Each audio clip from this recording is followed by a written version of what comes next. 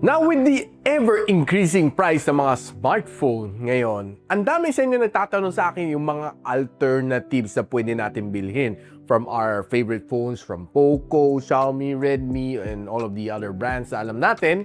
I'm pretty sure na meron siyang mga China ROM counterpart na mas mura pero may kunting risk nga lang. So ano nga mga alternative na pwede ko i-share sa inyo? Stay tuned after this quick intro.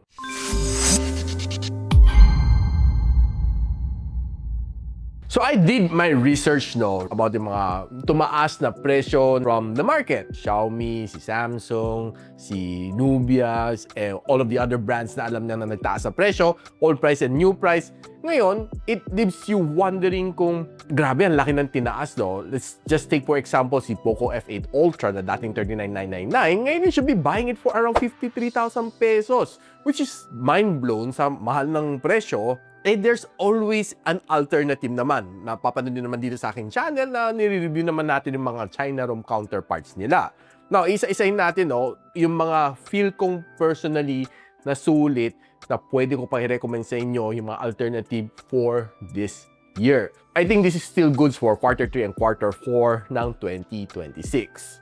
So let's get it started. First up is yung ating favorite na Poco F8 Pro. Selling currently at around 39,000 pesos. Meron siyang eksaktong counterpart na China ROM, which is the Redmi K90. Magkamukha sila, it's exactly the same, except that there's something a little bit better dito sa K90. Definitely, yung kanyang presyo is better kasi 31,700 pesos ang presyo nito. That's quite a big difference, di ba? Pagdating sa processor, wala naman sila pinagkaiba. Qualcomm Snapdragon 8 Elite, so same lang naman sila, powerful naman sila. Pagdating sa display is exactly the same. Pero guys, pagdating sa battery, mas lax ang battery ni Redmi K90 na China ROM. Si Poco F8 Pro, 6,210 mAh ang kanyang battery, 100 watts of fast charging.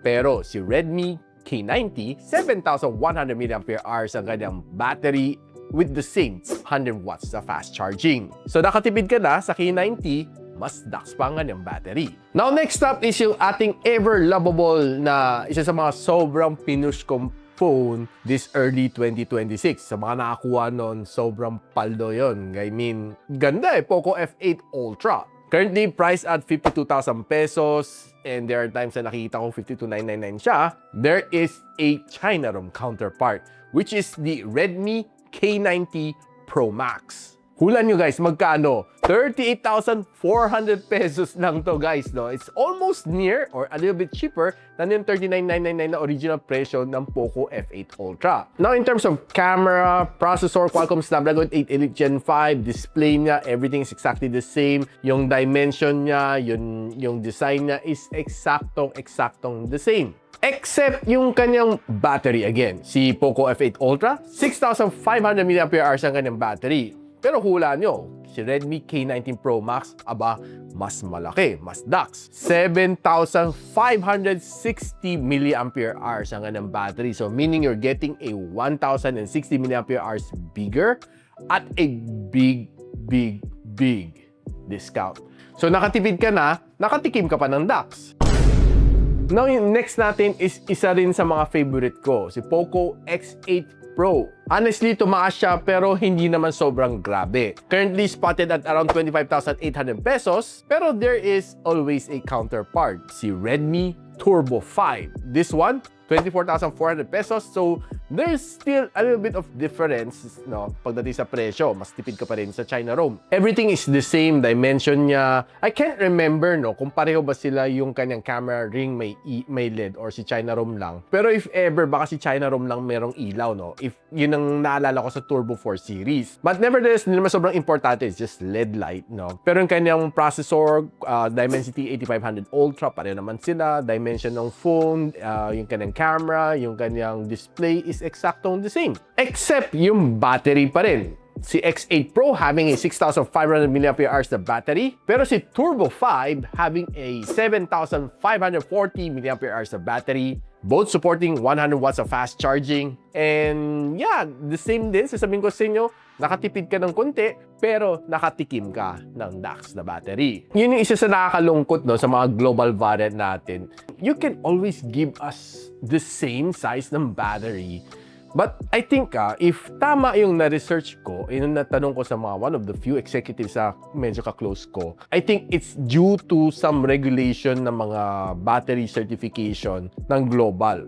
Kaya kailangan nila paliitin for some reason, no, which I have yet to know. Kasi I need to dig deeper. Bakit nga ba? Pwede naman nila i-release ng same, di ba? I mean, sa China regulation pwede. Pero pagdating sa global regulation, hindi pwede. So, they are forced to make it smaller, yung capacity ng battery. Now, moving on is another one of my favorites, si Poco X8 Pro Max. This phone is priced at currently 39,500 pesos and yung kanyang counterpart is the Redmi Turbo 5 Max. Max na max ang phone na ito pero hindi max ang kanyang presyo. 28,400 lang tong phone na ito and it's roughly an 11,000 pesos na price difference between this one and the Poco X8 Pro Max. Now, everything is still the same. Camera, yung kanyang processor which is the Dimensity 9500S. I really can't remember kung may LED light nga ba siya sa kanyang camera ring.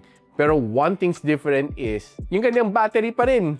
Pero this time, it's closer. Kasi si Poco X8 Pro Max, 8,500 mAh sa kanyang battery. Pero si Redmi Turbo 5 Max, 9,000 mAh. So, it's just half the DAX lang ng X8 Pro. Kasi 500 mAh lang ang nilamang netong phone na ito. Well, still lamang ka pa rin kasi nakatipid ka roughly 11,000 pesos and you still get to have a 500 mAh na bigger battery sa Redmi Turbo 5 Max. Now, tapos na tayo sa Poco, let's head on over naman sa Xiaomi. There's just two phones lang naman na pwede ko i-compare, no? Si Xiaomi 17 at si Xiaomi 17 Ultra. Si Xiaomi 17 here in the Philippines, it's going to cost you at around mga 53,000 pesos. And si Xiaomi 17 na China ROM, it's exactly the same banana except that yung battery pa na pag-usapan natin later, mas mura siya. The same banana, 38,000 pesos. So, you'll see a 15,000 pesos difference dito sa dalawang phone na ito with exactly the same specs. Except na pagdating sa battery, si Global 6,330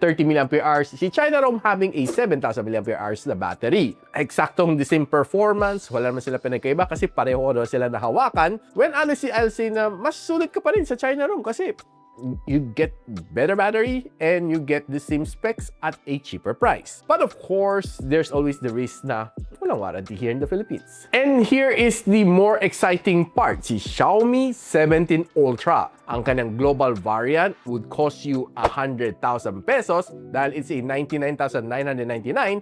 Ni-round up na natin, no? Piso lang naman ang diferensya. And si Xiaomi 17 Ultra na China ROM variant will cost you 71,000 pesos. So that's nearly a 30,000 pesos na price difference. Ano nga ba pinagkaiba na itong dalawa? Well, pareho naman sila Leica lenses, pareho naman sila Qualcomm Snapdragon 8 Elite Gen 5, pareho naman sila UFS 4.1, pareho naman kanilang display. Pero there's two things na difference dito sa dalawang phone na ito. One is that si China ROM meron siyang two-way satellite communication na wala ni global variant and well, honestly, it won't work din naman sa global kasi it only works with a China mobile SIM.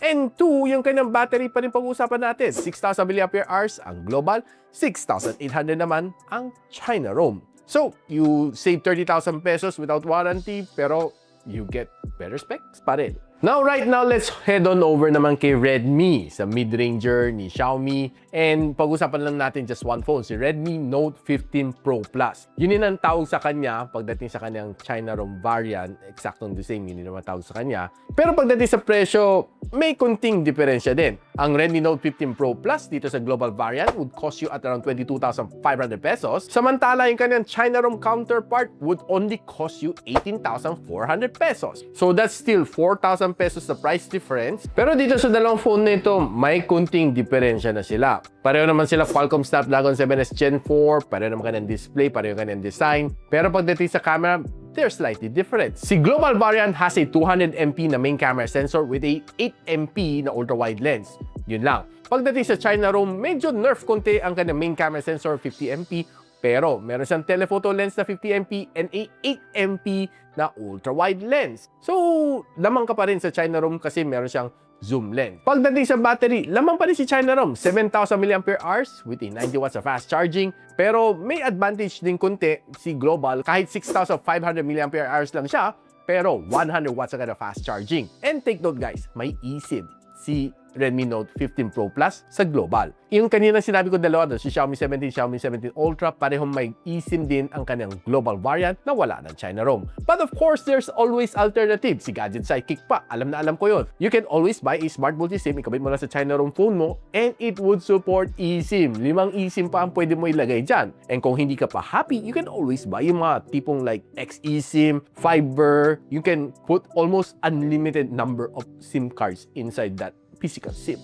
Now, the next one, we're going to make it super exciting. Si Oppo Reno 16 Pro. Pagdating sa global, pinagtatawanan natin yan. Kanyang presyo, it's out of this world. You have a MediaTek Dimensity 8550 and you're charging 75,000 pesos. Grabe. Mind blown sa kanyang presyo. You're trying to be a flagship. Tinalo mo pa almost si Fine X9 na base variant. Now, guess what? Si Oppo Reno 16 Pro na China ROM variant, 40,500 pesos lang siya. Imagine the price difference, guys, no? Kung si Xiaomi 17 Ultra has almost a 30,000 pesos na price difference, etong si Oppo Reno 16 Pro breaks that record. 35,000 ang kanyang price difference. And it doesn't stop there. The specs ng China ROM is way better as well. The only thing na nakita ko lamang ng global is may eSIM support.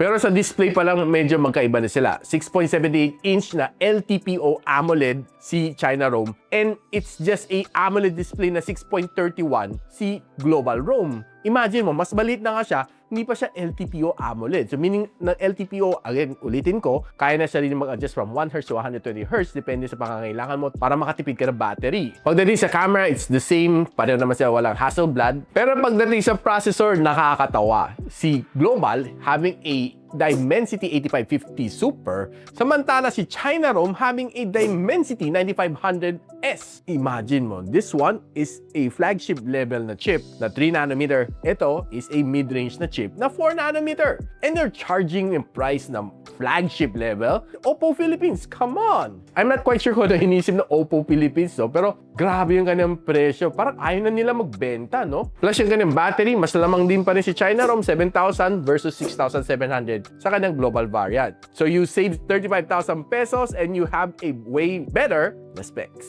So we're down to our last 4 phones na pwede, may comparison ako, no? And of course, syempre, ina-encourage ko kayo to like, subscribe dito sa akin channel so you don't miss out yung mga magagandang comparison just like this one. Now, we're digging a little bit deeper. We're going to the exciting parts. Kay OnePlus naman tayo. Pagdating sa OnePlus, there's quite a few comparison na pwede natin gawin. Pero just to keep it short and simple, kinompress ko lang into 2 phones na feel ko importante may bahagi ko sa inyo. OnePlus 15R sa global ROM, which costs you around 35,000 pesos. And there is my favorite, si OnePlus A6. That costs you 27,000 pesos.